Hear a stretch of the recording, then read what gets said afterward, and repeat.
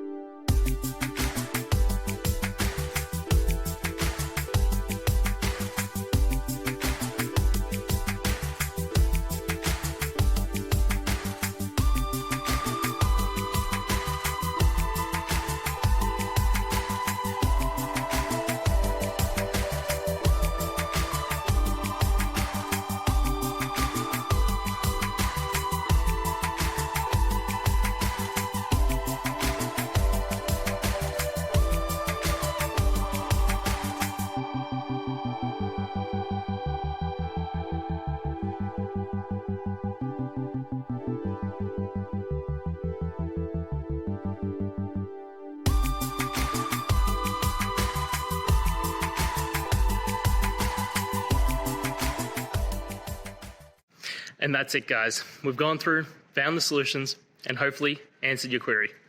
If it did, please hit subscribe. I really appreciate it. And until next time, I hope you have a good one. Cheers.